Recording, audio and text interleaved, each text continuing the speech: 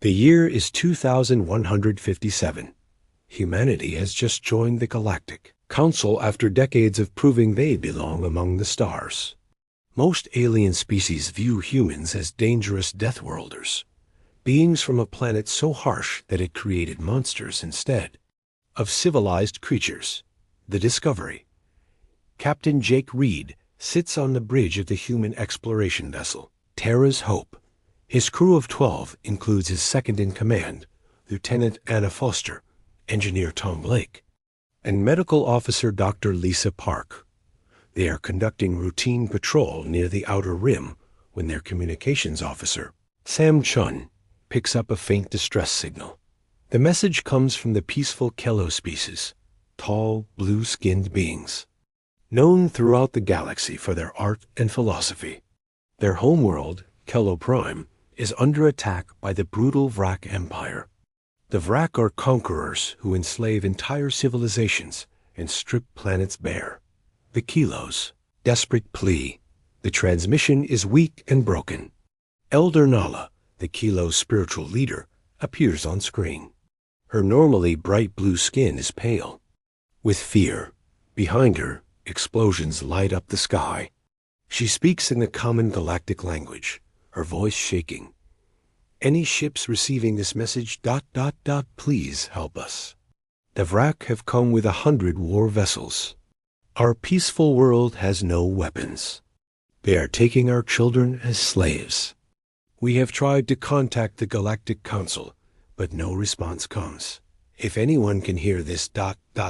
we are dying. Human response. Captain Reed looks around his bridge. The Galactic Council's rules are clear. No single species should act without approval from the full council. This process takes weeks, sometimes months. By then, Kello Prime will be empty ruins. Sir, Lieutenant Foster says quietly, the council protocols clearly state. I know what they state. Reed cuts her off. He thinks of his own children back on Earth. Sam, can you reach any other human ships in the area? Sam works his console. 3 vessels within 12 hours travel time, sir.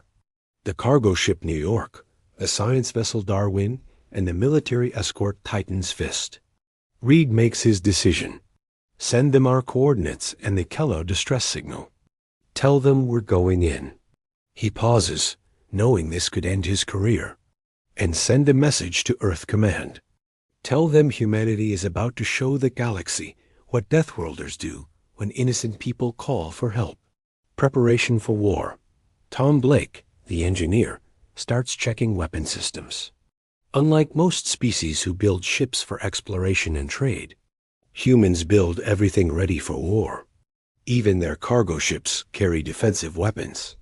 The Terra's Hope might be small, but it packs enough firepower to take on vessels 10 times its size. Dr. Park prepares the medical bay for casualties. She has worked with many alien species and knows the Kello are gentle beings who have never known war. The thought of them facing the Vrak makes her angry.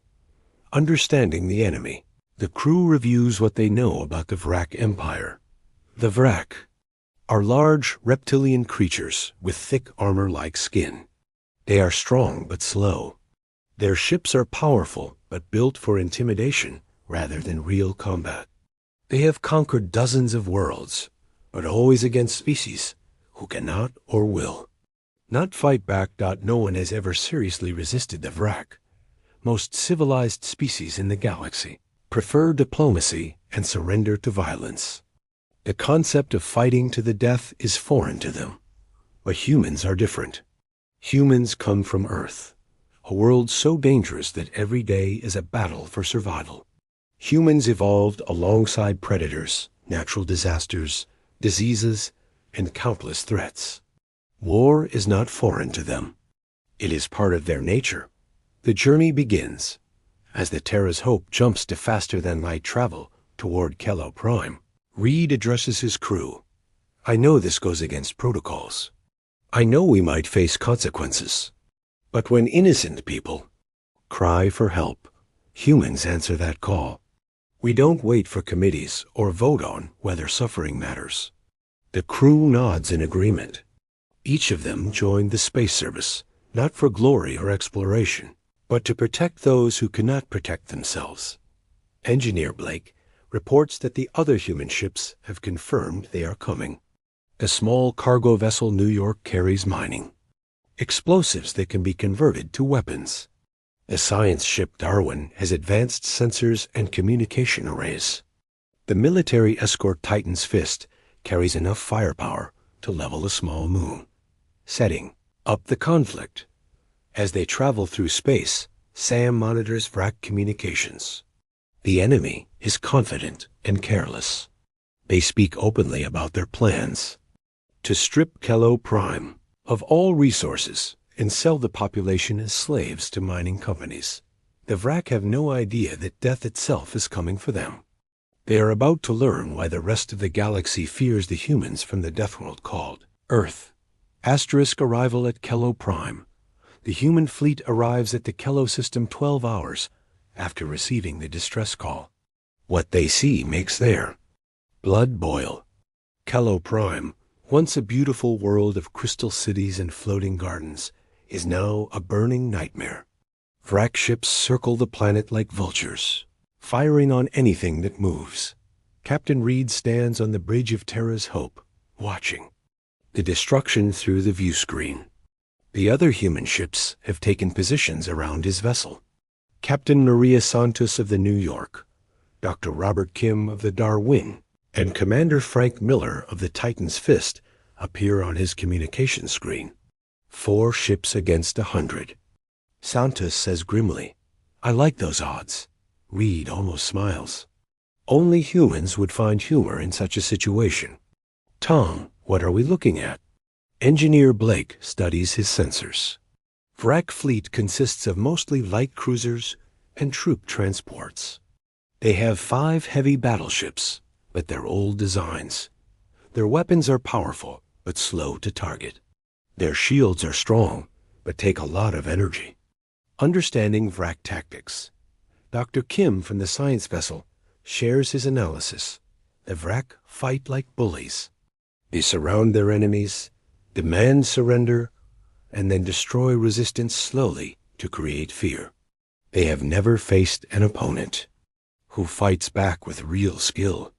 Commander Miller studies the enemy formations. They are spread out to cover the entire planet.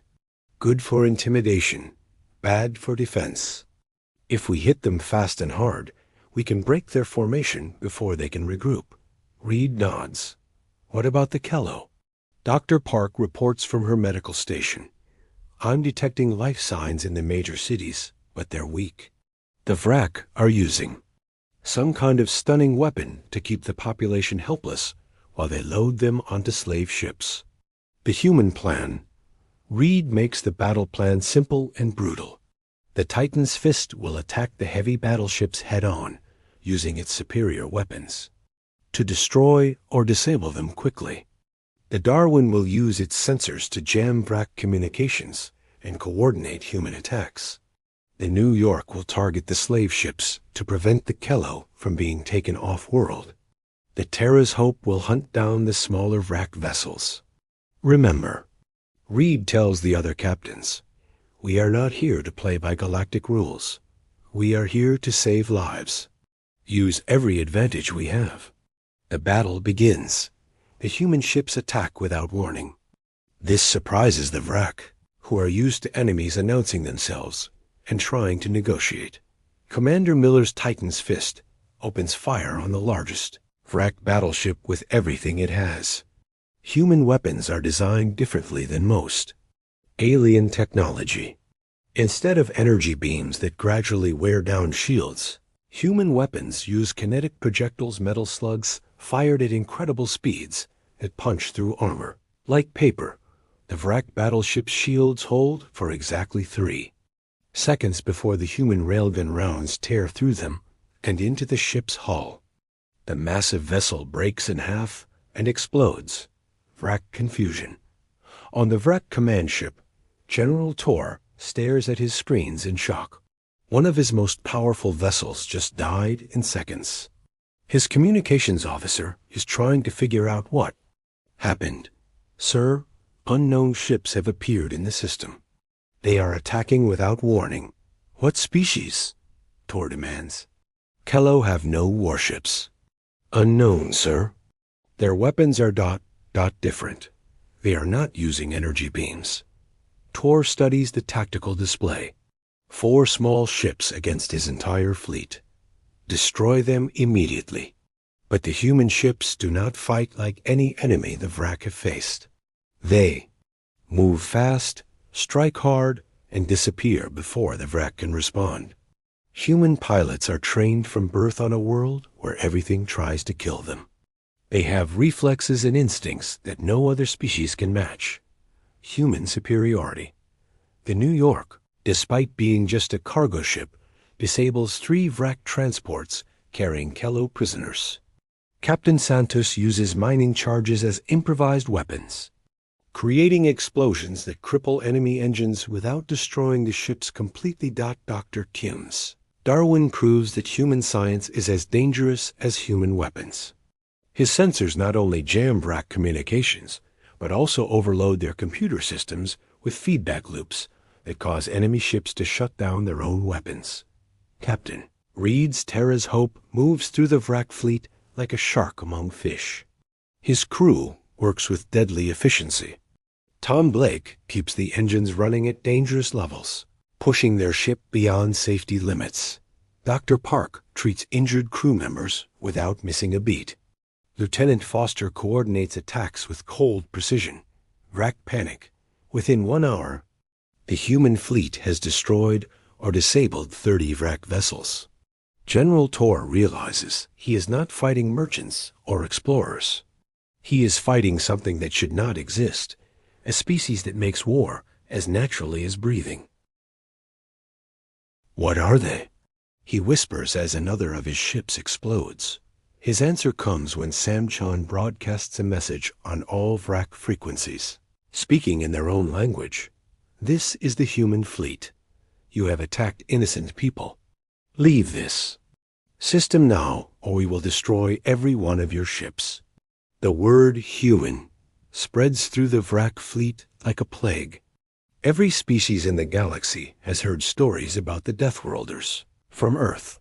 Most thought they were myths. They are about to learn the truth. Vrak desperation. General Tor realizes his mistake too late. The humans are not just another species.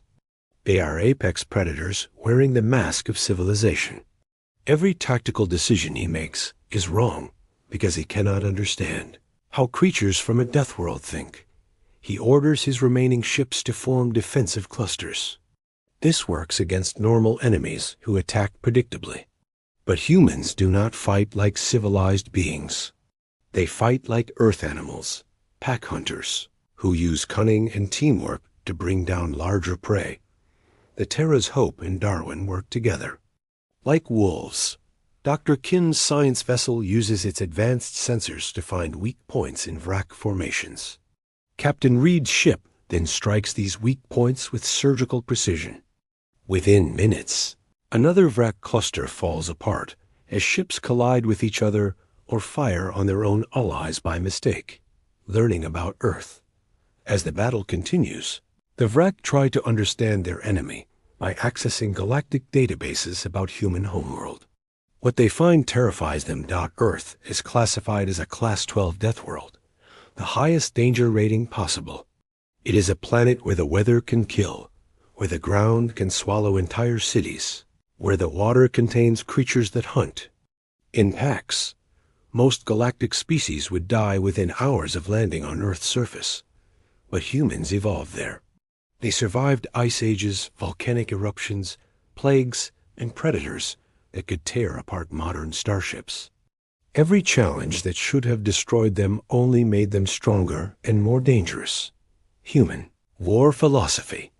Commander Miller demonstrates human combat thinking when a group of Vrak ships tries to surround his Titan's fist. Instead of trying to escape, he accelerates directly toward the largest enemy vessel. The Vrak expect him to fire his weapons and then retreat. Instead, he rams his ship into theirs at full speed. The human ship's armor is designed for this kind of attack. The Vrak vessel is not. Miller's ship punches through the enemy hull like a bullet through tissue paper, destroying the Vrak ship from the inside before emerging on the other side, damaged but still fighting. "Sir," his weapons officer asks, "should we help the survivors?" "What survivors?" Miller replies coldly. In human warfare, there is no such thing as partial victory. Kello rescue operations. While the battle rages in space, Captain Santos takes a different approach. She lands her cargo ship New York directly in the largest Kello city, using her mining equipment to free trapped civilians from collapsed buildings. The Kello she rescues can barely believe what they see. Humans move through the dangerous ruins like they belong there. They lift massive debris with their bare hands. They ignore injuries that would kill most species. They work with a focus and determination that seems impossible.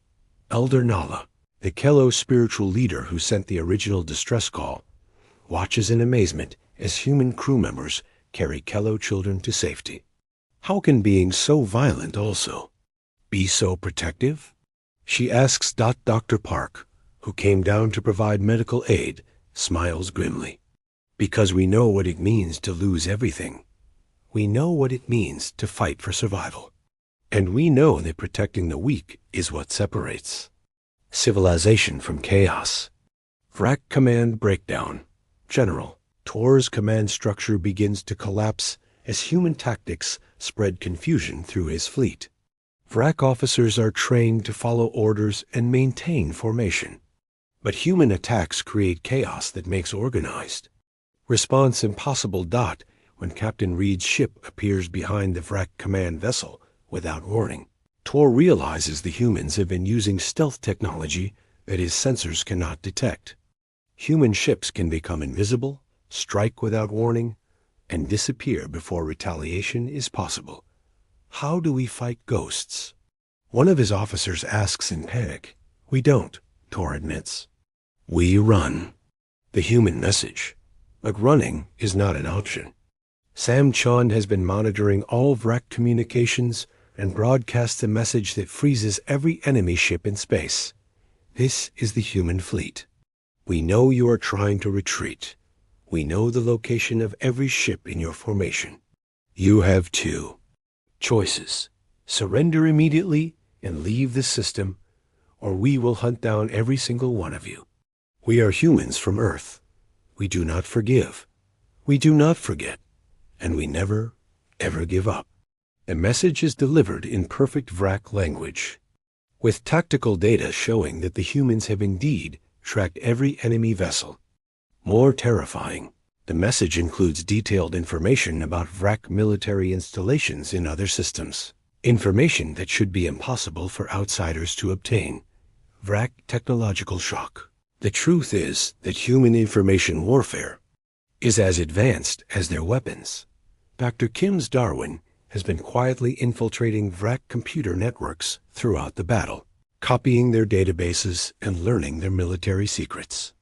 What took the Vrak centuries to build, the humans have stolen in hours. This is another lesson the galaxy has not learned about Deathworlders. Survival requires not just strength, but intelligence, adaptability, and the willingness to use any advantage available. Humans excel at all of these. The tide turns. As the third hour of battle begins, the Vrak fleet is in full retreat. Half their ships are destroyed or disabled. Their command structure has collapsed. Their most experienced officers are dead or fleeing in panic. But the humans are not done. Captain Reed's voice echoes across all frequencies. You came here to hurt innocent people. You will face the consequences of that choice. The final hunt. The remaining Vrak ships try to escape to hyperspace, but the humans have prepared for this. Dr. Kim's Darwin has been quietly deploying hyperspace disruptors throughout the system. The advanced human technology creates a field that prevents any ship from jumping to. Faster than light travel, General Tor realizes he is trapped like prey in a cage. His surviving ships cluster together for protection, but this only makes them easier targets. The 4 human vessels move in for the kill, like wolves circling wounded elk. "Sir," his communications officer reports with a shaking voice, "the humans are demanding our complete surrender. They want us to power down all weapons and prepare to be boarded." Tor considers his options. The Vrak Empire has never surrendered to anyone, but the Empire has never faced humans before. "What are our casualties?" 73 ships destroyed, 18 disabled. "We have less than 30 functional vessels remaining." Human justice. Captain Reed coordinates the final phase of the battle. Unlike the Vrak, who fight for conquest and personal glory, the humans fight for justice. Every decision they make is focused on one goal: ensuring that the Vrak can never hurt innocent people again. Commander Miller's Titans. Fist systematically destroys every Vrak weapons platform. Captain Santos uses her New York to tow disabled enemy ships into a secure formation. Dr. Kim employs his Darwin to scan for hidden weapons and ensure complete Vrak compliance. But Captain Reed faces a difficult choice. Military doctrine says he should destroy all enemy vessels to prevent future attacks. But his humanity says that slaughter of defeated enemies is wrong, even when those enemies are monsters. Interrogation of evil. Reed boards the Vrak command ship with a security team. General Tor expects to be executed immediately. Instead, Reed wants information.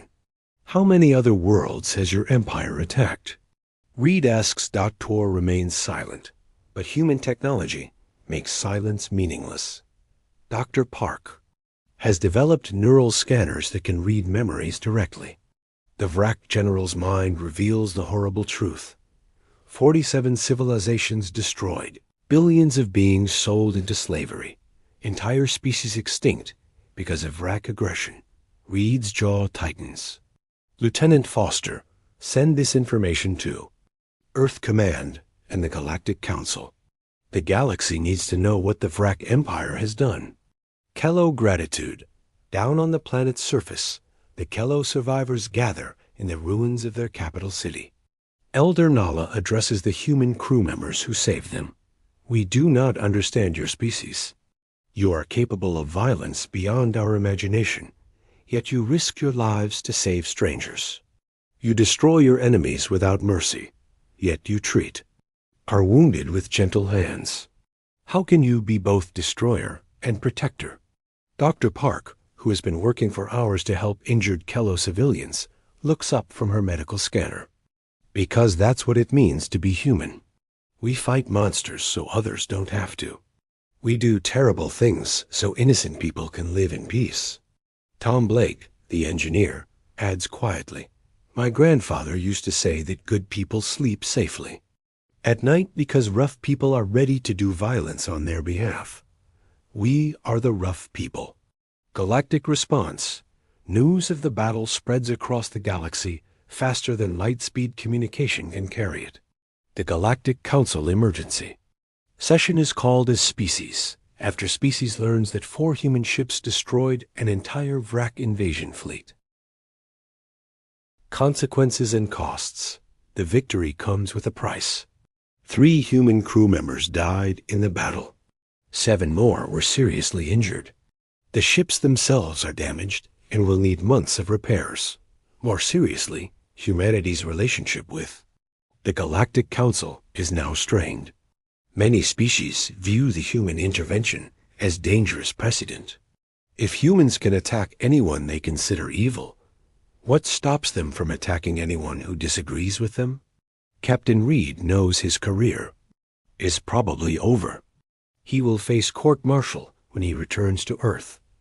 But as he watches Kello children playing in the ruins of their city, protected by human soldiers, he knows he made the right choice.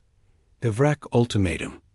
Before leaving the system, Reed delivers a final message to the surviving Vrak forces. Return to your empire and tell them this: humanity has joined the galaxy. We will not allow the strong to prey upon the weak. Every world you have conquered, every people you have enslaved, every species you have destroyed, we remember them all. Change your ways or face the consequences. The wreck ships are allowed to leave, carrying news of their defeat back to their empire. But Reed knows this is not the end. It is only the beginning of a larger war between civilization and chaos, between those who protect and those who destroy. And humanity has chosen. It's 6 months later. The courtroom on Earth is packed with representatives from dozens of alien species. Captain Jake Reed stands before a military tribunal, facing charges of violating Galactic Council protocols and engaging in unauthorized military action. But the trial has become something much larger than a simple case of military discipline. Admiral Susan Walsh, head of Earth Defense Command, reads the charges. Captain Reed, you stand accused of acting without proper authorization, endangering human diplomatic relations, and violating established first contact procedures. How do you plead? Guilty on all counts, Reed says without hesitation, and I would do it again. The courtroom erupts. Alien observers whisper among themselves in dozens of languages. Some sound frightened, others amazed, but all are focused on this human who admits his guilt with pride. Character. Witnesses. Elder Nala of the Kello takes the witness stand. She has traveled across the galaxy to testify on Reed's behalf. Her translator struggles to convey the emotion in her voice. Before the humans came, we were a dying people. The Vrak had stolen our children, destroyed our cities, and planned to erase us from existence. The Galactic Council failed us. Their committees met while we suffered. Only the humans answered our call. She looks directly at Reed. This man saved not just our lives, but our future. Our children will grow up free because he chose to act when others would not. Commander Muller, Captain Santos, and Dr. Kim also testify. They all accept responsibility for their actions and express no regret. Tom Blake, now recovered from his battle injuries, speaks for the entire crew. We are human. When innocent people cry for help, we answer. That's not a flaw in our character. It's the best part of who we are. The Vrak Empire's response. Intelligence. Reports reveal that Reed's message had its intended effect. The Vrak Empire is in chaos. Their military commanders argue among themselves about how to respond to the human threat. Some want immediate revenge. Others counsel caution. Most significantly, several Vrak-controlled worlds have begun rebellion movements. Species that had given up hope of freedom now believe that resistance is possible. The mere knowledge that someone had successfully fought the Vrak gives them courage to fight for themselves. Agent Mark Steele from Human Intelligence provides classified testimony about the broader implications. The Vrak Empire controlled 47 systems through fear and overwhelming force. That control is breaking down. Slave populations are rebelling. Vrak military units are deserting. Their economy is collapsing as they redirect resources to deal with internal unrest. Galactic political shift. The trial reveals deep divisions within the Galactic Council. Ambassador Cross presents evidence of these political changes. 17 species have formally requested human military advisors to help them develop their own defense forces. 23 more have asked for human protection against various threats. The Council can no longer ignore the fact that their diplomatic approach has failed to stop aggression and protect innocent life. But not all species support humanity's aggressive stance. The Crystalline Collective argues that human military action sets a dangerous precedent. Ambassador Hivemind Sigma 7 speaks through a translation device. If every species decides to take military action based on their own moral judgment, the galaxy will descend into chaos. Order requires restraint and proper procedures.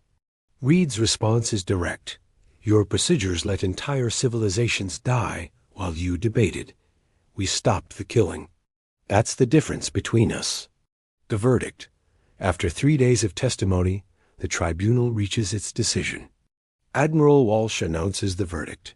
Captain Reed, this court finds you guilty of all charges. However, considering the extraordinary circumstances, the lives saved, and the broader positive impact of your actions, this court sentences you to promotion to Admiral, an assignment as head of the new Galactic Response Division. The courtroom explodes in surprise. Reed himself looks stunned. Admiral Walsh continues. The Earth Defense. Command has decided that humanity will no longer wait for committees to act while innocent people suffer. The Galactic Response Division will coordinate with willing species to provide immediate aid to those under attack. The New Order. 6 months after the Battle of Kello Prime, the galaxy has changed.